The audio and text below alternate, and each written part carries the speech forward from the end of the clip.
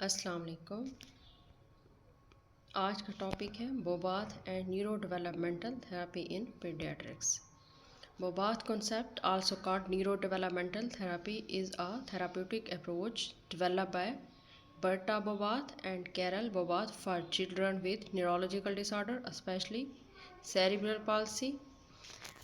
बोबाथ जो है दो पर्सन है, जो है बर्टा और कैरल, इन्होंने इस टेक्निक पे वर्क किया।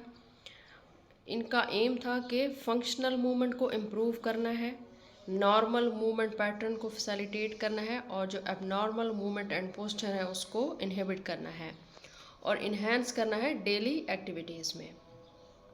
न्यूरो की या हमारे पास जब ये इस तरह के चाइल्ड बच्चे आते हैं, ठीक है, न्यूरो डेवलपमेंटल इश्यूज़ हैं उनमें, तो उनका जो फिजियोथेरेपी में रोल है वो यही है कि हमने उनकी लाइफ को एक तो इंडिपेंडेंट बनाना है, उनकी हमारा फोकस जो हमारे गोल्स होने चाहिए उनकी फंक्शनल एक्टिविटीज़ पे, कि वो अपने फंक्शनल काम कर सकें। ठीक है, तो बोबाथ का कॉन्सेप्ट ये था कि आपने उसकी अब नॉर्मल मूवमेंट और पोस्चर्स और रिफ्लेक्सेस हैं उसको टोटली इनहिबिट कर देना है और इम्प्रूव करनी है उसकी नॉर्मल मूवमेंट को और उसकी फंक्शनल मूवमेंट को।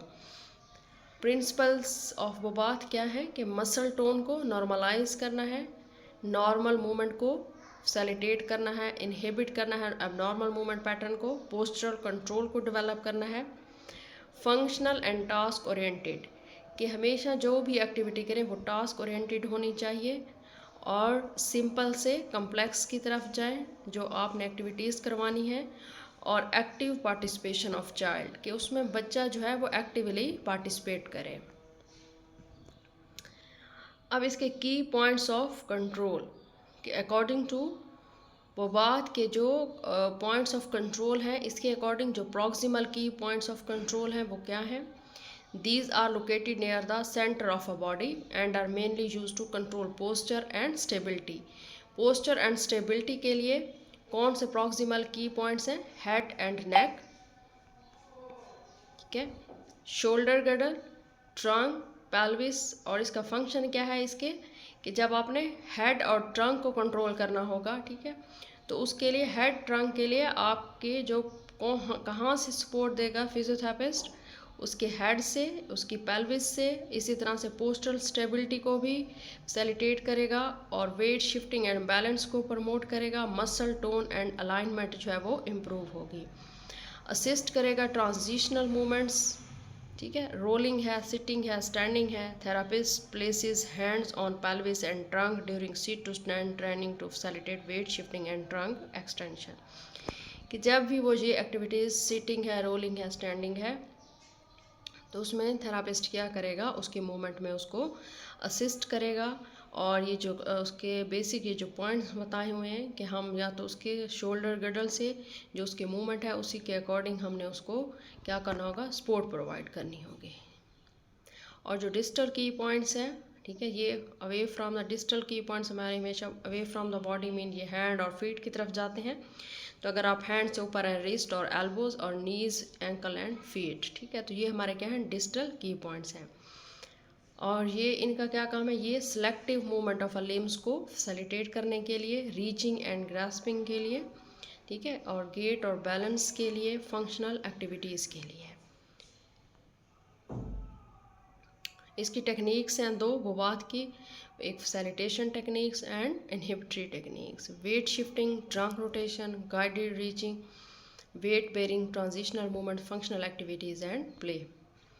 वेट शिफ्टिंग देखें, इसमें बच्चे को जो है क्या करना है कि उसके ऊपर बैलेंस बोर्ड के ऊपर खड़ा है और उसकी प्रैक्टिस करवाएं, ठीक है, उसकी right to left, forward and backward, इस तरह से, और उसको सपोर्ट करें, ठीक है। सपोर्ट जो है आपने उसकी आप उस या तो उसको ट्रंक से करेंगे, ठीक है, या शोल्डर से according to position. Weight bearing through arm as legs, child perform prone position on elbows, quadruped और standing with support to increase postural stability. ये आप इमेज देख रहे हैं कि बच्चा जो है वो क्या करे? पोस्टरल स्टेबिलिटी, एक्चुअली यहाँ पर उसके जो ट्रंक के या हमारी स्पाइन के मसल्स हैं वो वर्क कर रहे हैं अगेंस्ट द ग्रेविटी, और जो उसकी अपर एक्सट्रीमिटीज़ हैं उसके ऊपर वेट आ रहा है, ठीक है, तो ये weight bearing through arms and legs, के आर्म और लेग्स के थ्रू वेट बेरिंग कर रहा है।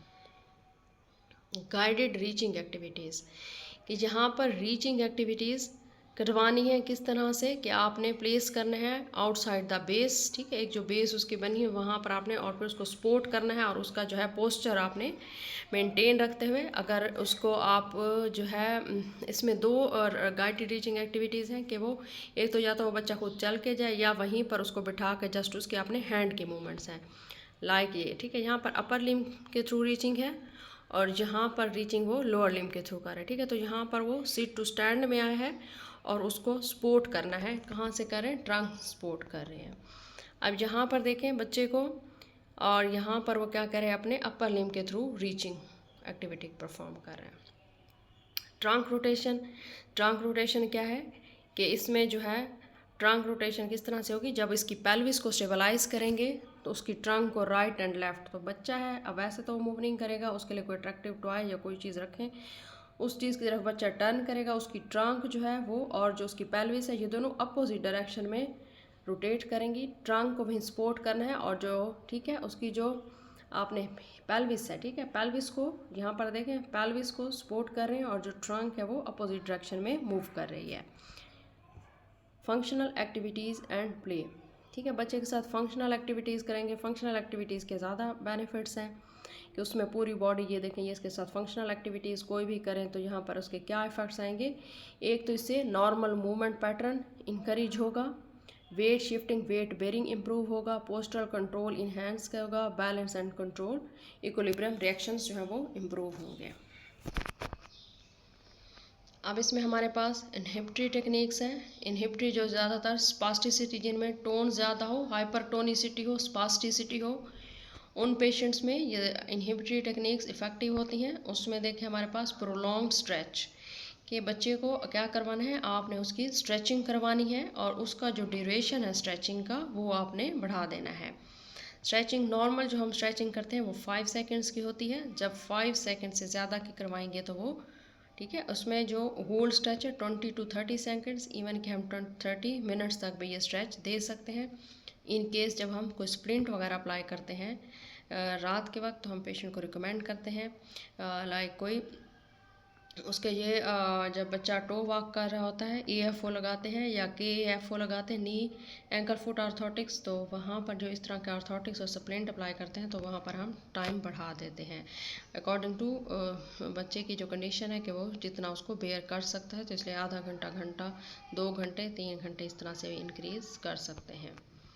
वेट बेरिंग, देखें वेट बेरिंग हमने सैलिटेटरी टेक्निक भी करवाया था और एज अ इनहिबिटरी टेक्निक भी करवाएंगे। Position, child in prone on elbows और स्टैंडिंग और क्वाड्रीपेड पोजीशन, जॉइंट्स को प्रॉपर करें, इनकरेज करें sustain weight bearing, prone on extended arm, upper limb flexor spasticity, ठीक है। अब इसमें क्या है कि अपर लिम्ब की जो स्पास्टिसिटी है वो रिड्यूस हो रही है।